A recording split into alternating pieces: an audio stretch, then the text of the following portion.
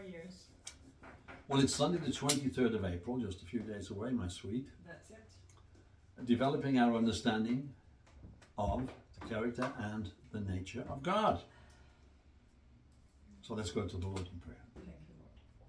Dear Heavenly Father, we do indeed thank you, Father God, for your presence here today, and the Holy Spirit and the Lord Jesus Christ. We thank you, Father God, for your word, that you've anointed it as it goes forth. Lord, you've anointed ears and hearts to receive from the word of God today. And we give you praise for it, Lord, on this special day, this holy day, the day of Sunday. In Jesus' name. Amen. Amen. Well, all days are holy, right? Yes. All days are holy. So we closed off last week, if you remember, With Romans 8. with looking at two scriptures that spoke Sorry. of our freedom and liberation from sin. With the death of Christ. That all came about with the death of Christ. So let's start this morning by looking at those two scriptures again, Mrs. Smith. And they are Galatians 5:1 and Romans 8:2 and 3. Please and thank you. From the Passion, I do have one scripture today from the Amplified, because I just like the way that it said it. I think it's only one. But Galatians 5:1 reads, "At last we have freedom, Woohoo! for Christ has set us free. Yes, he has indeed. We must always cherish this truth and firmly refuse to go back into the bondage of our past." Amen to that. Imagine how we have to stand strong in freedom. It's not a gimme. Amen. So, Interesting. if we go now, sorry. We're going to go to Romans after that, Romans 8. And we're going to go to verses 2 and 3.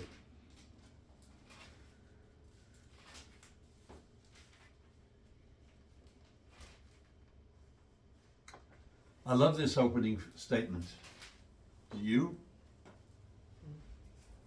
It says, "For the law of the Spirit of life, flowing through the anointing of Jesus, has liberated us from the law of sin and death." So there is a law of the Spirit. And then verse 3, "For God achieved what the law was unable to accomplish, because the law was limited by its weakness of human nature. Yet God sent his Son in human form to identify with human weakness, clothed with humanity. God's Son gave his body to be the sin offering so that God could once and for all condemn the guilt and power of sin separation."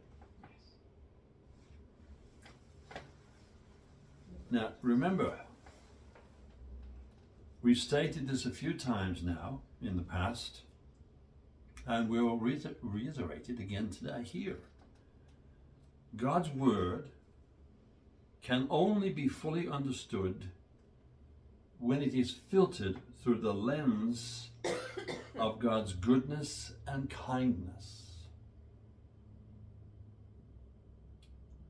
We're talking about the living Word here. And who are we talking about? Jesus, right? Yes.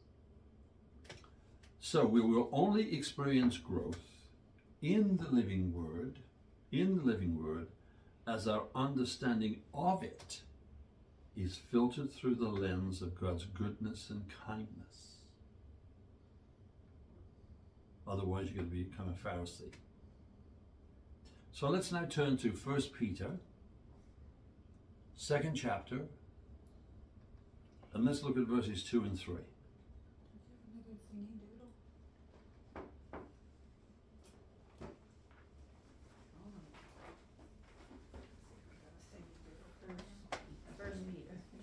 Yeah, 1 Peter chapter 2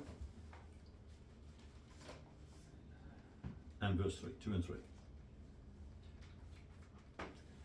And again, this is a scripture that we've read and looked at a few times now.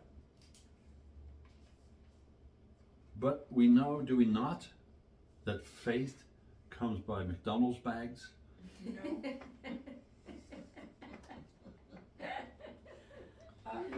No, not quite. Faith comes by hearing, and hearing by the word of God. Hearing. Amen. Yes. Hearing 7 times. Yes. So the second chapter starts off with, in the same way that nursing infants cry for milk, you must intently crave the pure, sincere milk of God's word, for this milk will cause you to grow into maturity, fully nourished and strong for life, especially now that you have tasted the goodness of Yahweh and have experienced his kindness. Especially now that you have had a taste of the goodness of Yahweh That's true. and experienced his kindness. That's the only good addiction. Yes. So we can see here then by explanation through and from Peter the necessity of having and experiencing the goodness and the kindness of Yahweh. Remember what King David said over in Psalm 34 and verse 8.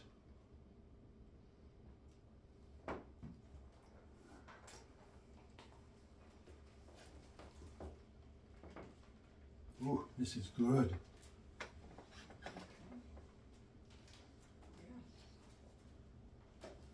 Amen. Drink deeply of the pleasures of this God.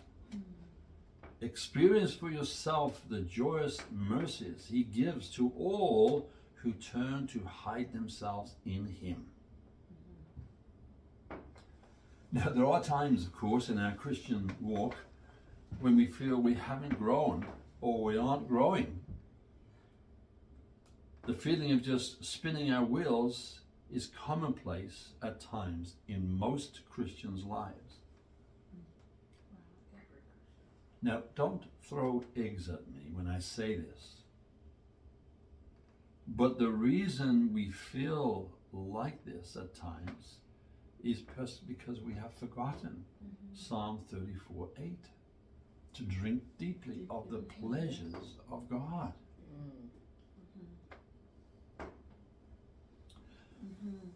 And there are, I guess, a few scriptures that exhort us, and one of them is Galatians 6. Galatians 6 verses 9 and 10. It is here in these verses of Scripture that it tells us what to do.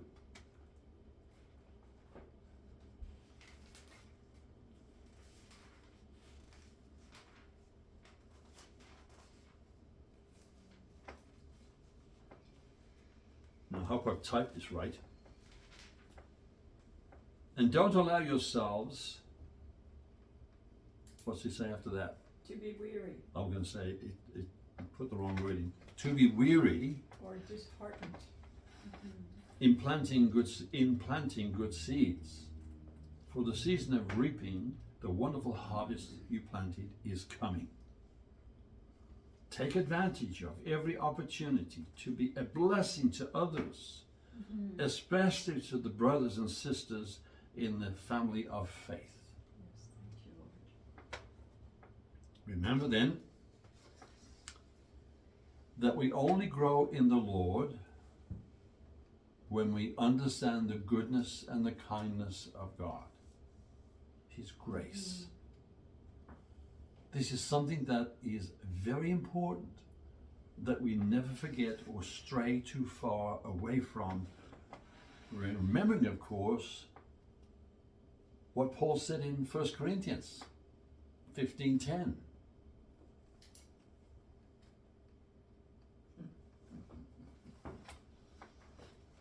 And this is a bedrock statement for all believers.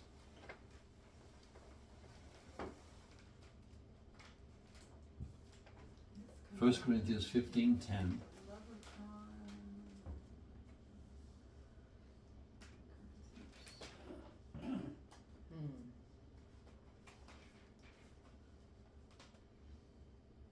But God's amazing grace has made me who I am. And his grace to me was not fruitless. In fact, I worked harder than all the rest, yet not in my own strength, but God's. For his empowering grace is poured out upon me. So that's another thing that God's grace does. It empowers. Oh, this is such a great verse. Isn't it though? I mean, I know I've read it before, I'm sure, but Yeah. this is the first time I've really seen this verse. Yes. Because it's forever pregnant, right? Yes. Yeah, and it's exactly balanced. Yes. I was driving around yesterday and today, and I had this question. It was like a question from the Holy Spirit, and it made me laugh at the same time as it was so weighty. It was like, are you worth it? Yeah. Oh, Are you Are worth you it? worth it? Yeah. You know? Well, it's right here. yes. That's right. Exactly right. It's Yeah. like effort and grace, effort and grace. Yeah. It's like we have to cooperate and, Yeah. you know? But His it's the grace perfect- makes us who we are. And it's and entirely, work in His strength. yeah, Yes. it's entirely how much of his grace we want to use Yeah. in his strength.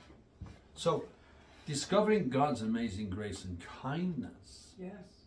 Yeah. is key to and for our beginning to understand the character and the nature of our Father God. His fruit in us. Did you hear what I said? Discovering his amazing grace and kindness is key to and for our beginning to understand the character and nature of God. Now, if we turn to Romans 2:4, this verse will speak to those who haven't, as of yet, acquired or understood the goodness and kindness of God. Oh, yes, this is the one I need. For my husband and daughter. Romans 2 what? 4. Romans 2:4. 4. We do. Say it again, Sure. please. Romans 2:4. Hmm. Do the riches of his extraordinary kindness make you take him for granted No. and despise him? No, absolutely. Haven't you experienced how kind and understanding he has been to you? Oh, Don't mistake his tolerance for acceptance. yeah. Do you realize that all the wealth of his extravagant kindness, we've seen his extraordinary kindness, and now we've got his extravagant kindness, is meant to melt your heart and lead you into repentance. Oh, yes, that's such a good verse. Now, what did the Apostle Paul tell the Athenians in Acts 17, verses 30 and 31? Sorry, can you repeat that again? I'll say, yeah. What did the Apostle Paul tell the Athenians in Acts 17, 30 and 31? Acts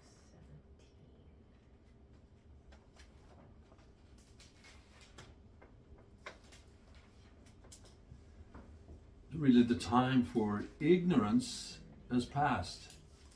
Oh, right. It says, in the past, God tolerated our ignorance of these things, but now the time of deception has passed away. He commands us all to repent and turn to God. Isn't that what we just read Yeah. in Romans 2:4? What's the last reference? This is Acts, that was Acts 17, 30 and 31, but we've only read 30 so far. Yeah. So what is the Apostle Paul actually saying to us all here in these two verses? What he's saying is this, that the goodness and the kindness of God brings us to a place that causes us to think differently about him and his word. Jesus. Verse 31. For the appointed day has risen, in which he is going to judge the world in righteousness by the man he designated. And the proof given to the world that God has chosen this man is this: he resurrected him from among the dead. Now we can see, can we not, from verse 30 that we just read, that the Father is calling all of mankind to repent and to think differently.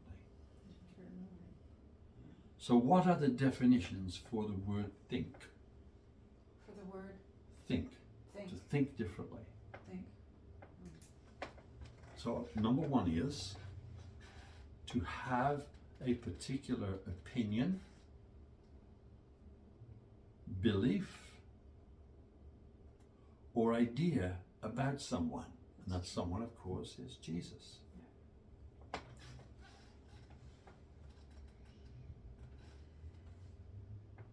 The word belief here in this verse, in this particular verse, means to have confidence. To have confidence.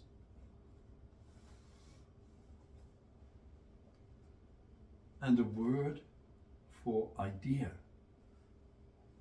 is to define a thought or suggestion as to a possible course of action.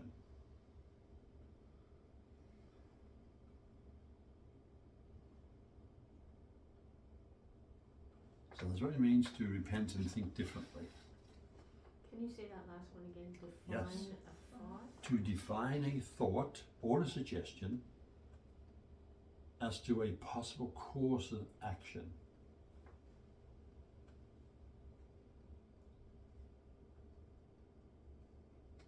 Belief, being confidence. Do you believe in me? Do you have confidence in me? Yeah.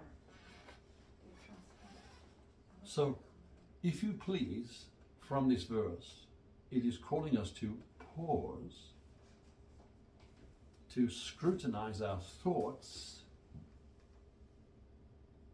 and to seriously think differently.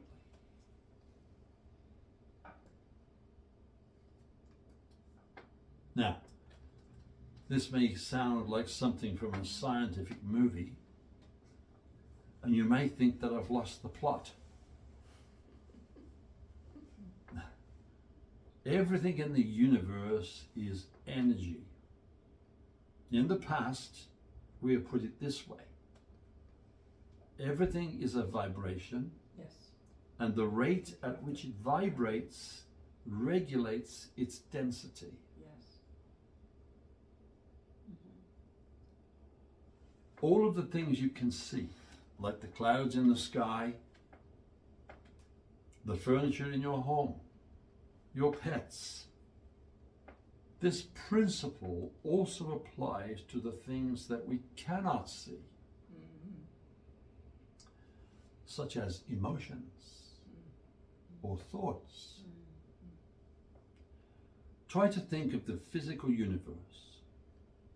As we know with today's understanding of physics, that the universe is transmitting, and we're receiving at certain scientific stations around the world, we're receiving radio waves from space. Yes.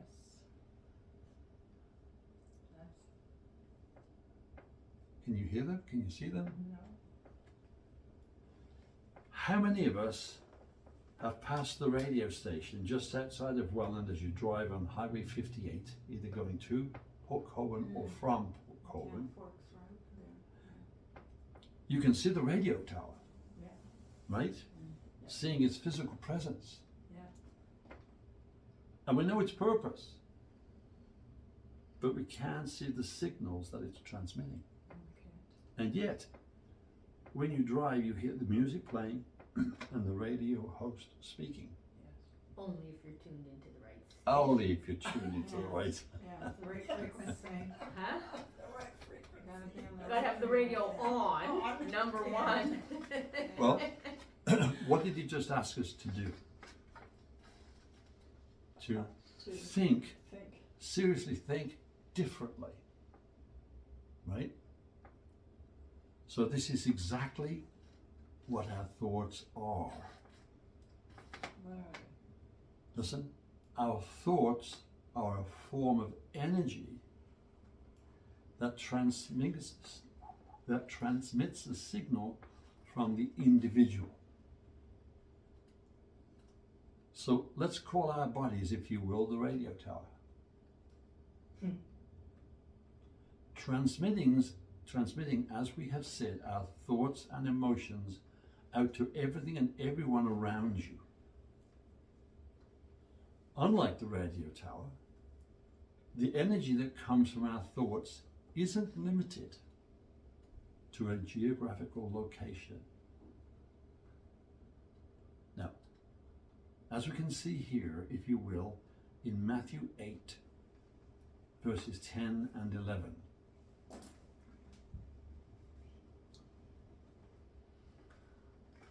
is good stuff.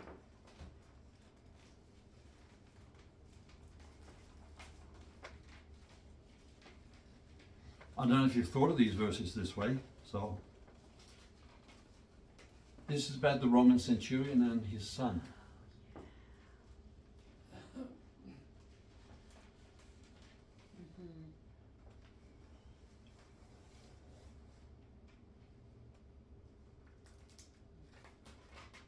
Jesus was astonished when he heard this and said to those who were following him, "He has greater faith than anyone I've encountered in Israel." Listen to what I'm about to tell you. Multitudes of Gentiles will stream from the east and the west to enter into the heavenly kingdom with Abraham, Isaac, and Jacob. But many Israelites, born to the heirs of the kingdom, will be turned away and banished into the darkness where there will be bitter weeping and unbearable anguish. Then he turned to the Roman officer and said, "Go home. All that you have believed for will be done for you." And his son was healed at that very moment. I mean, don't we just wish we could walk there all the time. Oh, Lord. Then we have the scenario of the woman whose daughter is demon possessed, Yes. Yes. asking Jesus for the scraps from the table, who said to Jesus, "Even the puppies eat the scraps that fall from the prince's table." This is in Matthew 15, verses 26 and 27.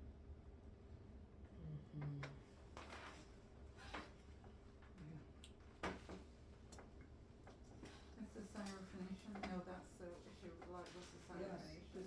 Is this the Syrophoenician woman? I think it is. Yes. Because she knows she's not part of Israel. That's right. She knows she's not part of the covenant. Well, it says here, Jesus responded, "It's not right for a man to take bread from his children and throw it out to the dogs." "You are right, Lord," she replied. Where are we? Matthew 15, 15, which verse? Yeah? 26 and 27. Oh, okay, sorry. That's okay. Gotcha, okay. "You are right, Lord," she replied. "But even the puppies get to eat the crumbs that fall from the prince's table." Then Jesus answered her, "Dear woman, your faith is strong. What you desire will be done for you." And at that very moment, her daughter was instantly set free from demonic torment.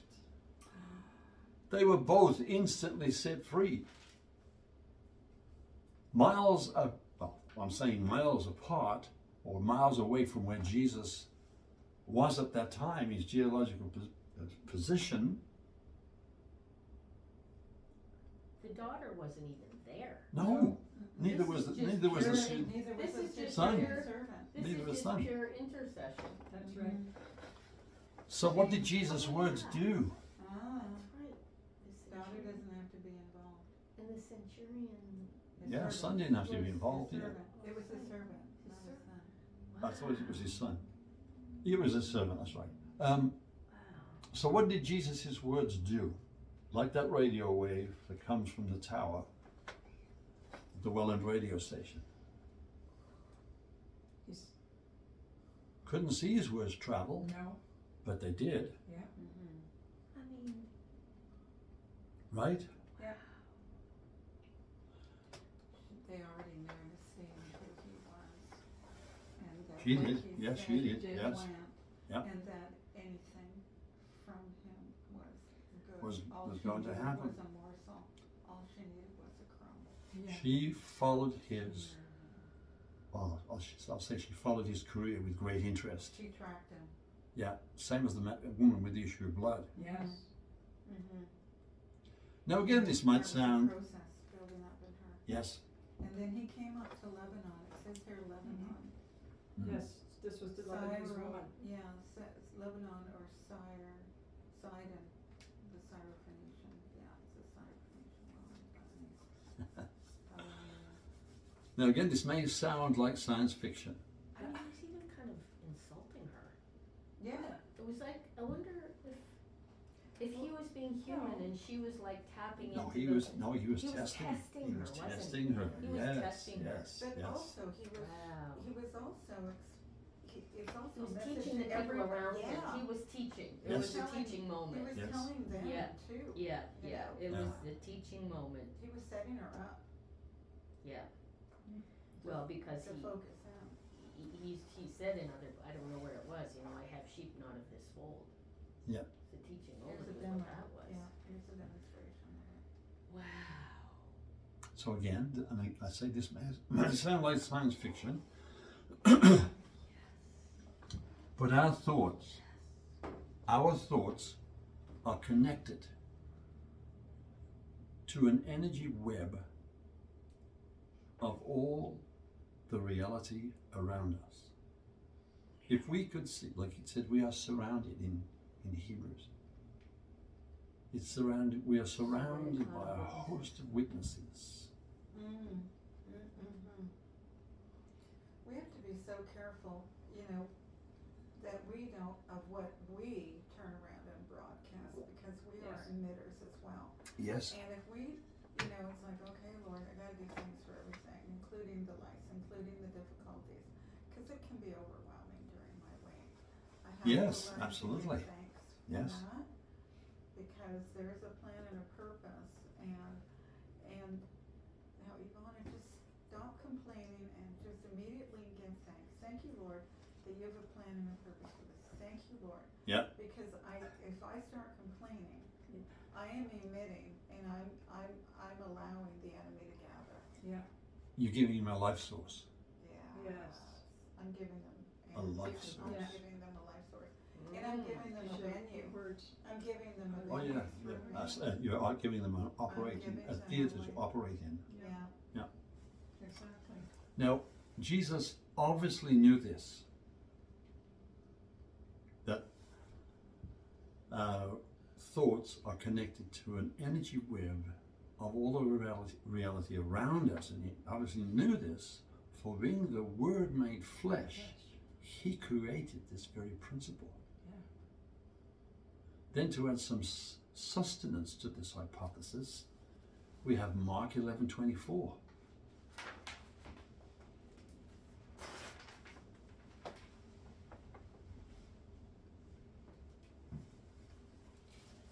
Hallelujah.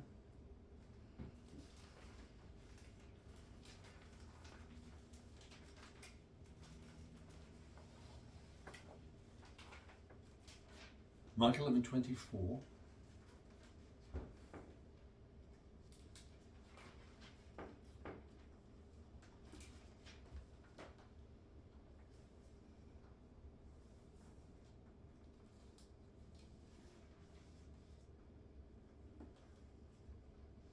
Yeah, oh my goodness, yes. This is the reason I urge you to boldly believe for whatever you ask for in prayer. Mm-hmm. Be convinced that you have received it and it will be yours. Now, we've said and highlighted this before, that this journey that we are on in discovering the character and the nature of God is a personal journey. Yes, it is. But it is a journey where we can grow exponentially in the things of God. It's like the servants with the talents or the gold coins. They increased them because they started to understand the character and the nature of God and His grace.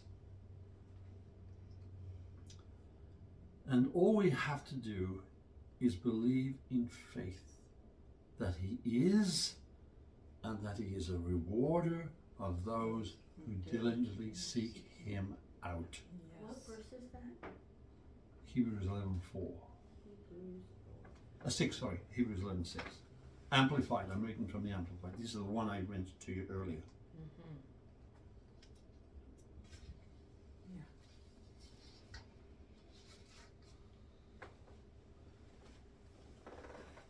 Good? Want them to go there? Oh, yes.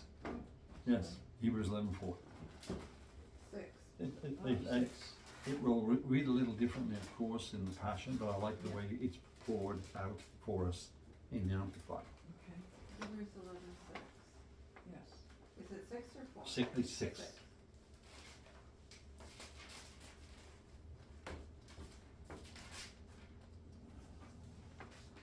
But without faith, it is impossible to please and be satisfactory to Him. For whoever would come near to God must believe that God exists and that He is a rewarder of those who earnestly and diligently seek Him out. So then, the consequences of unbelief, the richness of the goodness of God, goes untapped in many people's lives, in many Christians' lives. So now we're going to turn, if you will, to Luke 13, and we're going to read verses 1 through 5. We've used this one a couple of times, I think, since we started this series.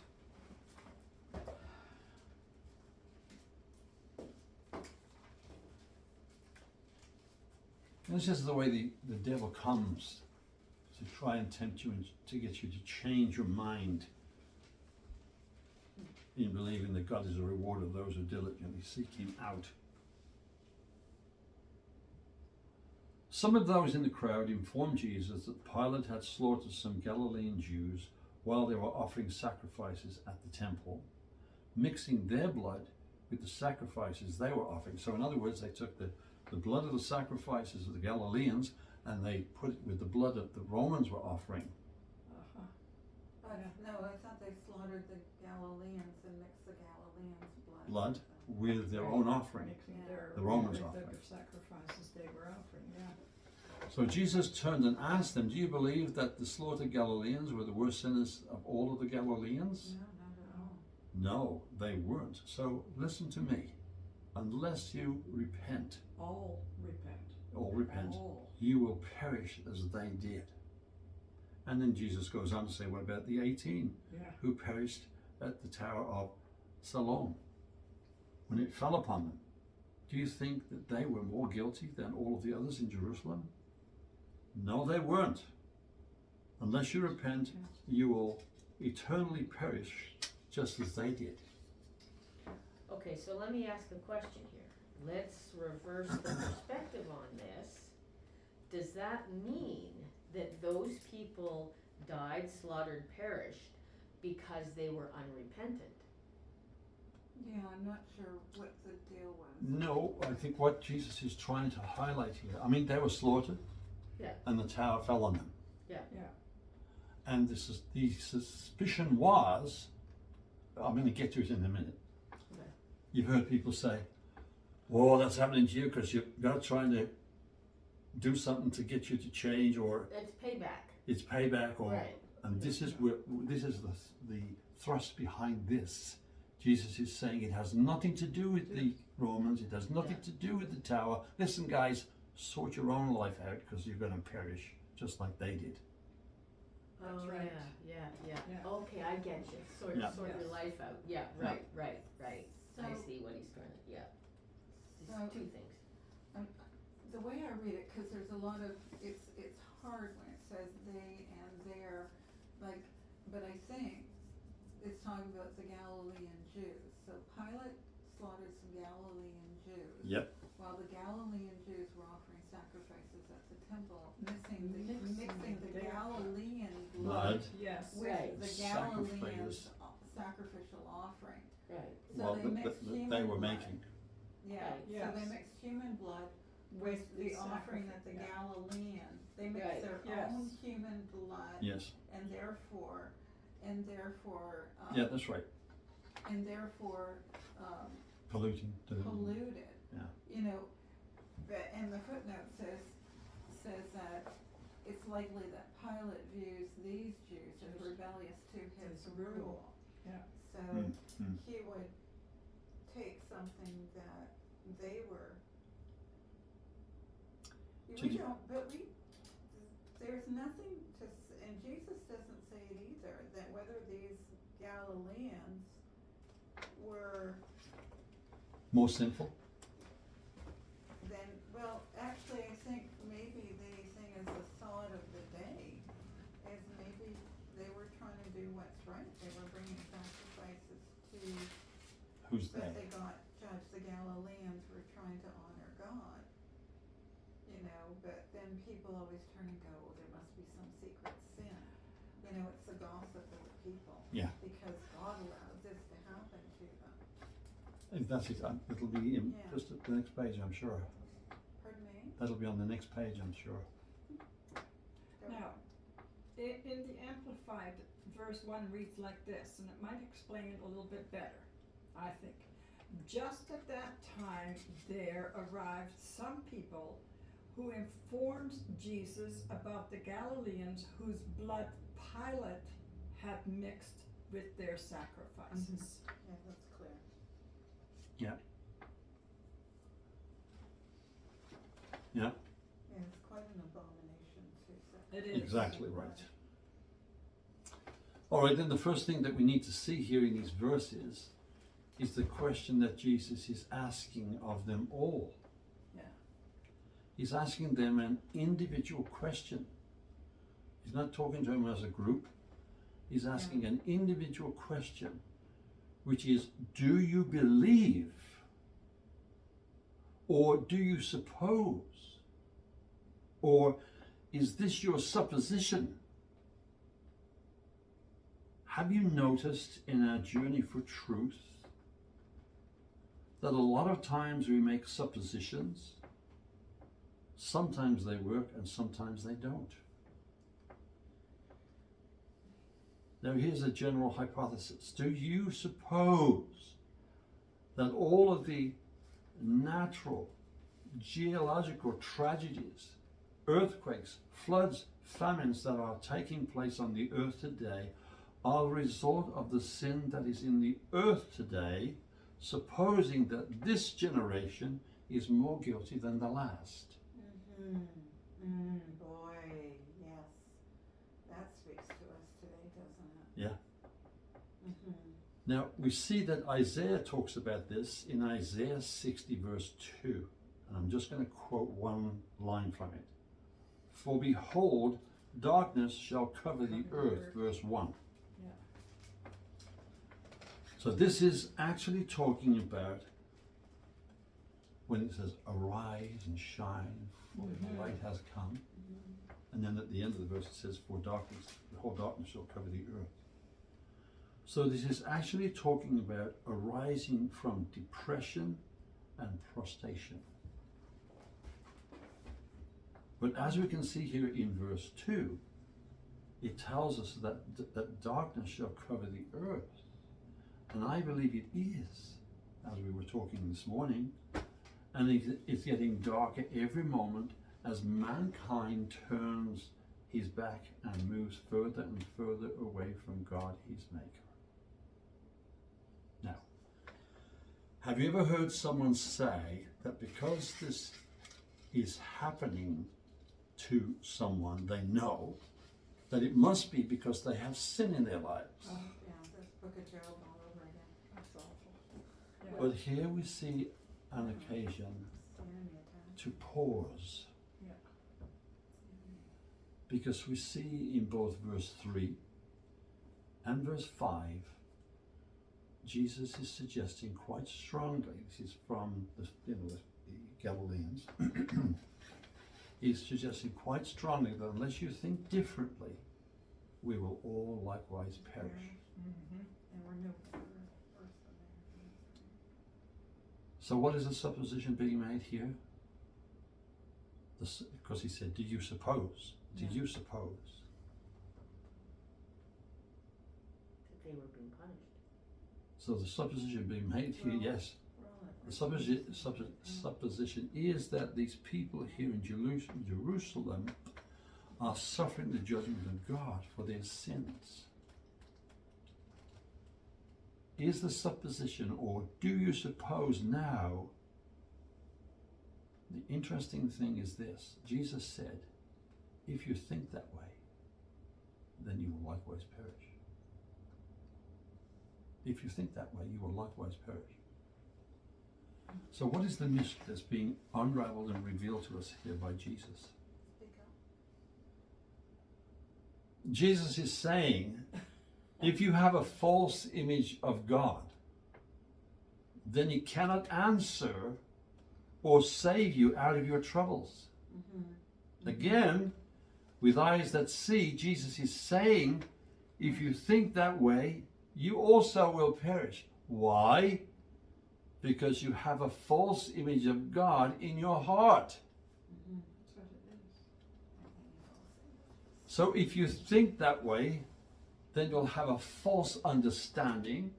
And if we come to think that these people are being judged by God, and that this is why these things have happened to them, and they died, then the sobering answer to that supposition is that if you think that way, then you too shall perish. Yeah. Now, if we have that image of God in our hearts, then it's false. Because what it does, I should say, is it prevents God from moving in our lives. Could this be why so many Christians languish in despair? Not daring to say what they think, which is, where is God in my time of trouble? Just think about applying these principles here in our daily lives today. God is good All the time. all the time. Amen. The real and true God. Yes, the real true God. So in reality, the purpose of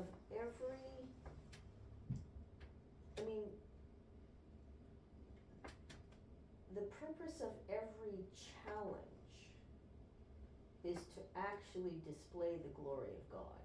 Yes, absolutely right. And to grow our faith, and for us to grow. Oh, we'll grow by it, yes, every time. Absolutely. But it's not just for us, it's And for to other gain more people around territory. us. Absolutely, that's our testimony. Sure. That's our testimony. What And do we that's do? even the small stuff, not, Yeah. I mean, we got the big stuff here, people. But can you see how catastrophic that is, thinking that way? Yeah. So many do. It is not to have an accurate understanding of the character and nature of God that will cause it. But that's what people are doing today. Yes. They still run around and go, oh, yeah, they deserved it. Like even. Yeah, they'll say they deserved it, Instead of- yes. Instead of like, no, those are human beings, God have mercy. Yeah. God have mercy. Yeah. This See, is what, we- this is what most of the church is teaching. Yes. We have to think differently, Oh, yeah, radically different. Yeah. God have mercy. So I want to close today with some sobering, informative words from Jesus that he shared with his disciples. If you can turn with me to Matthew 15, we're going to look at verses 12 through 14. Matthew 15, 12 to 14. There we go, Jim, you're off and running. Matthew 15.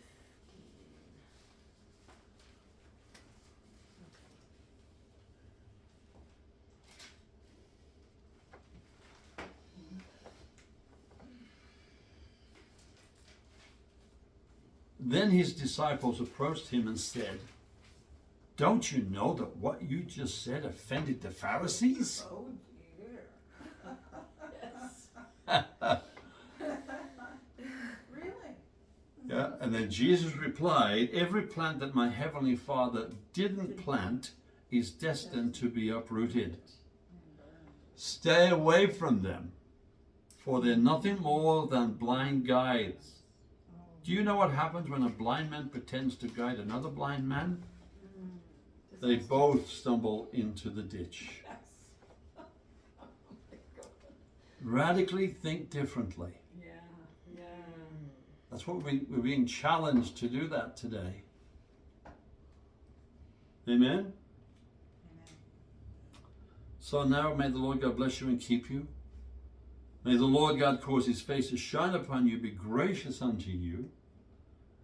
And may he cause his countenance to be upon you and give you his peace.